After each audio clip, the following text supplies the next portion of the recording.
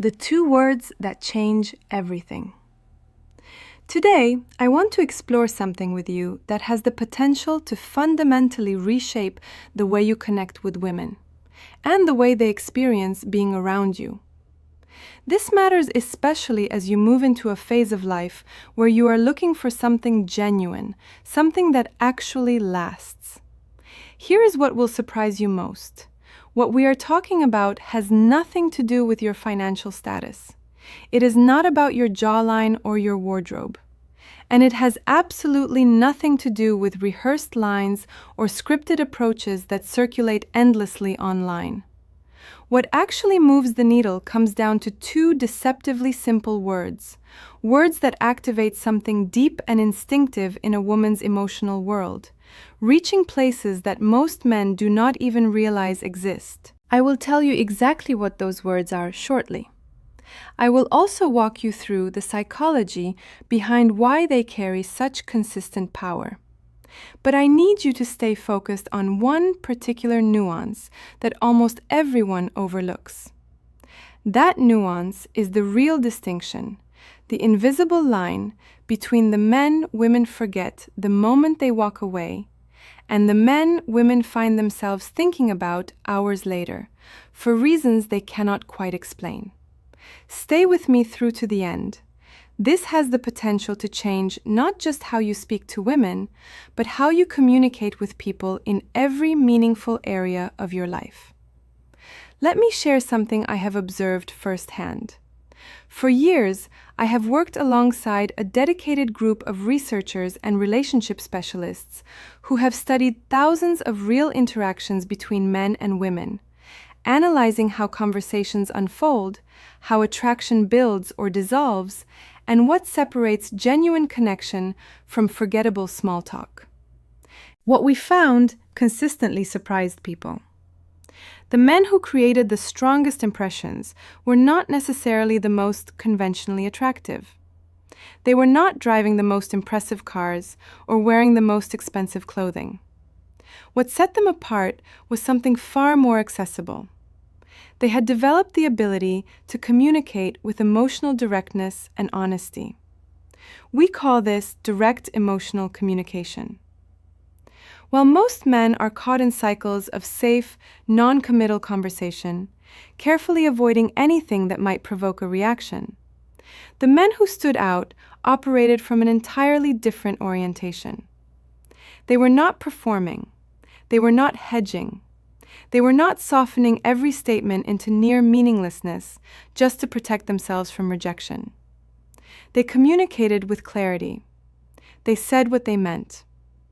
And that quiet confidence, that willingness to be emotionally transparent, turned out to be one of the most attractive qualities a man can possess. Take an honest look at your own patterns for a moment. How many times have you swallowed what you actually wanted to say because you were not sure how it would land? How often have you diluted your intentions, made them vaguer, softer, less direct, just to reduce the risk of an uncomfortable moment?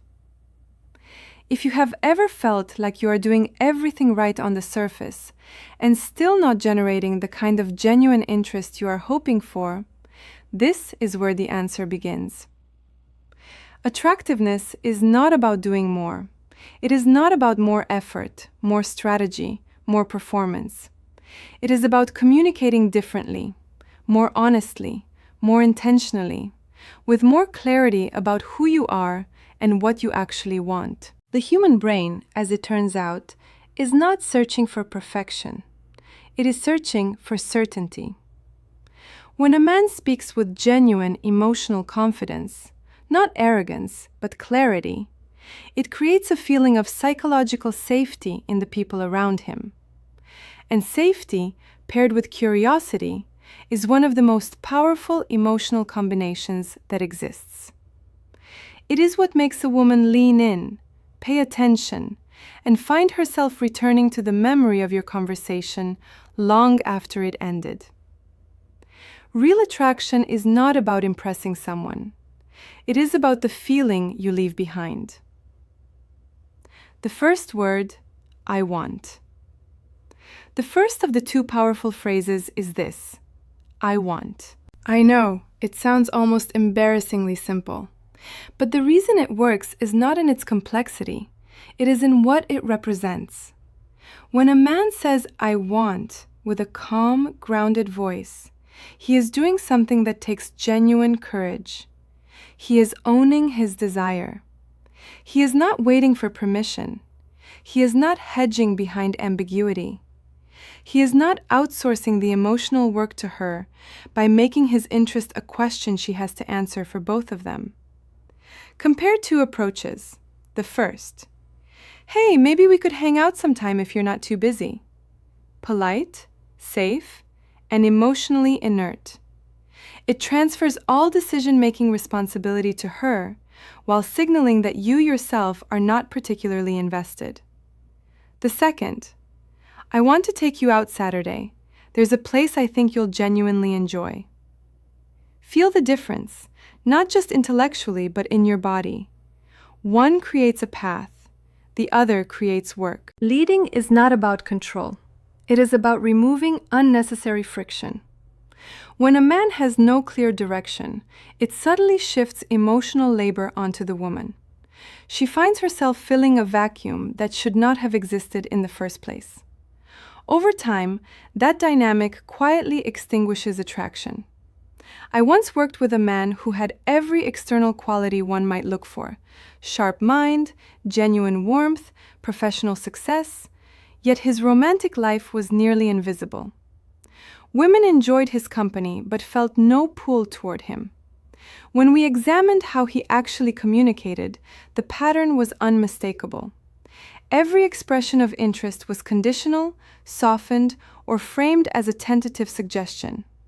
There was no declaration of desire, just possibility statements. I gave him one assignment. For 7 days, replace passive, non-committal language with clear, I want statements. The results were measurable within days. Women responded more quickly. Conversations deepened. His presence shifted. Because clarity, it turns out, is magnetic. A man who knows what he wants and can say so calmly stands apart in a world full of hesitation. The second word: I appreciate. But here is where many men derail themselves. They hear, be more direct about what you want, and they run with it, leading to something that reads more like self-centeredness than confidence. This is why the second phrase is essential. It provides the dimension that the first phrase alone cannot.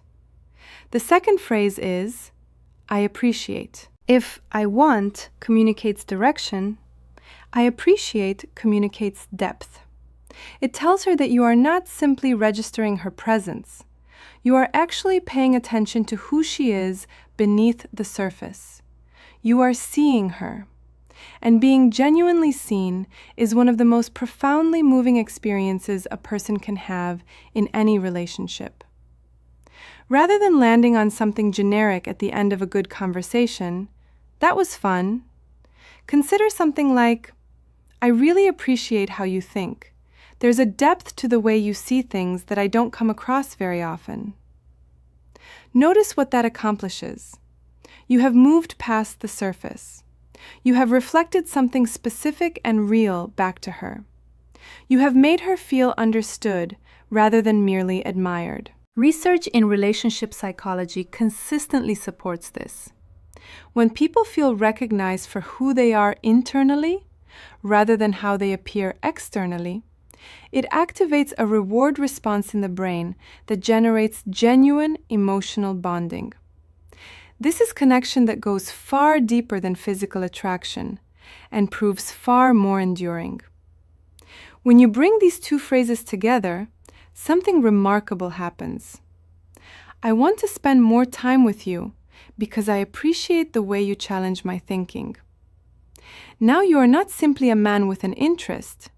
You are a man who sees value in her as a person. You are choosing her, not needing her. And that distinction matters enormously. The hidden variable, congruence. There is one critical element that determines whether these two phrases elevate you or fall completely flat, and it has nothing to do with the words themselves.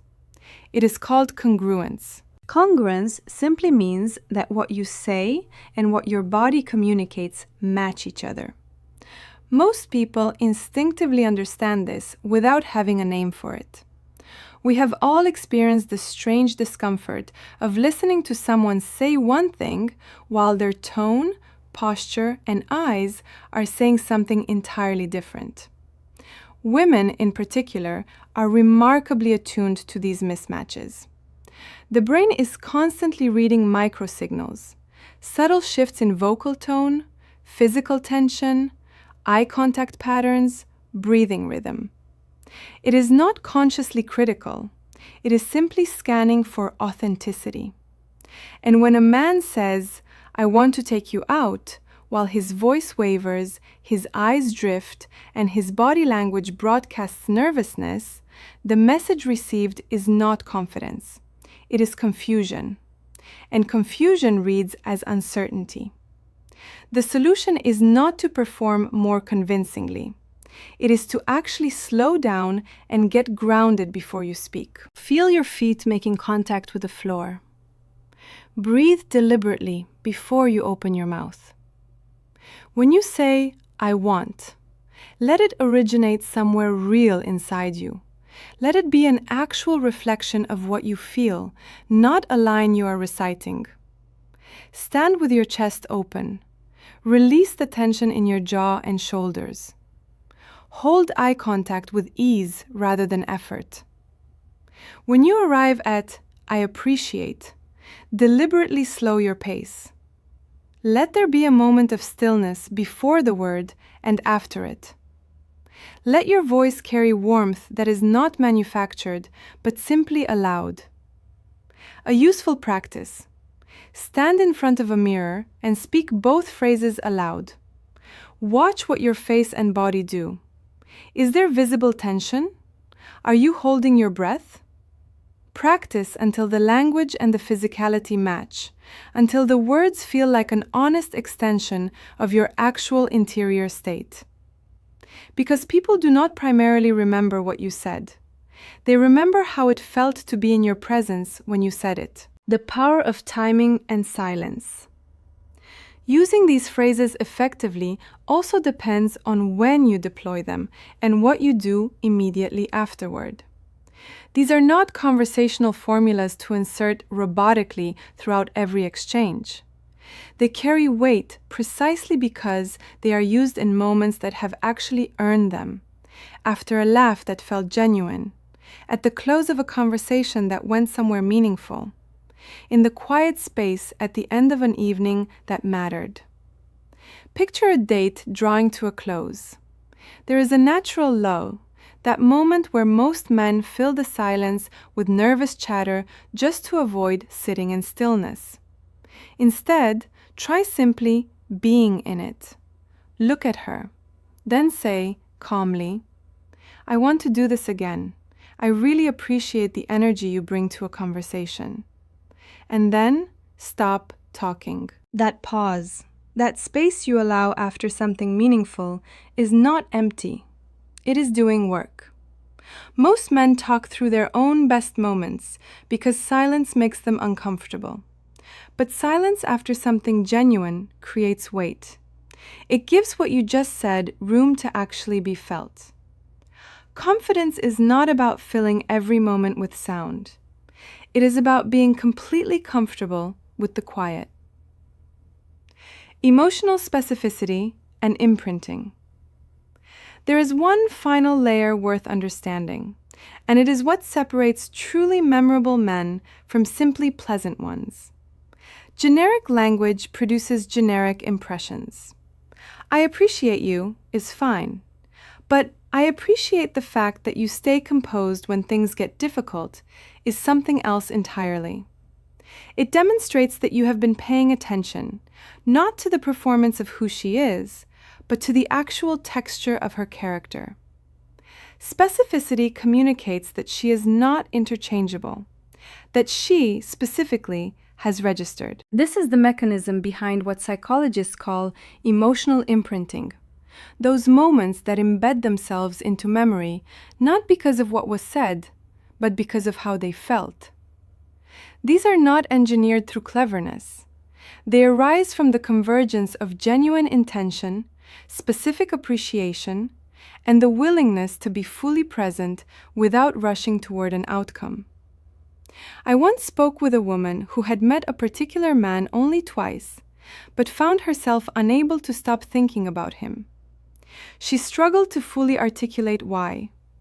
He was not the most outwardly striking person she had encountered. But when she was with him, she said, it felt like he was actually there, not rehearsing, not angling, not half present while managing his own anxiety. He was simply in the moment with her, intentional, unhurried, genuinely attentive. That quality is rarer than almost anyone realizes, and it is completely learnable. Your starting point. Here is a practical challenge for your next real conversation. Do 3 things only. Say one clear, direct, I want statement. Say one specific, genuine, I appreciate statement. After you say something meaningful, allow 1 moment of conscious silence. That is the entire assignment. Do not complicate it. Do not try to engineer a perfect outcome. Just execute those 3 things and pay attention to what shifts. You will notice she stays more engaged. She will be more willing to open up. And long after the conversation ends, something of it will remain. The larger shift, though, is this. Stop measuring your success by whether you achieved a particular outcome. Men who are focused exclusively on the result, the number, the next meeting, the confirmation of interest, create a subtle pressure that is audible in their voice and visible in their manner. But when you orient yourself toward the quality of the connection itself, something unexpected happens. The outcome tends to follow naturally, almost without effort. Clarity draws people in. Genuine appreciation builds the bridge between you. And real presence, the willingness to actually be where you are, is what makes you someone worth remembering. You do not need to be a different person. You do not need to reinvent yourself or adopt a personality that does not fit. You simply need to be more honest, more specific, and more grounded in what you actually feel and what you actually see in another person. Start today. Lead with intention. Speak with specificity. And above all, be fully there.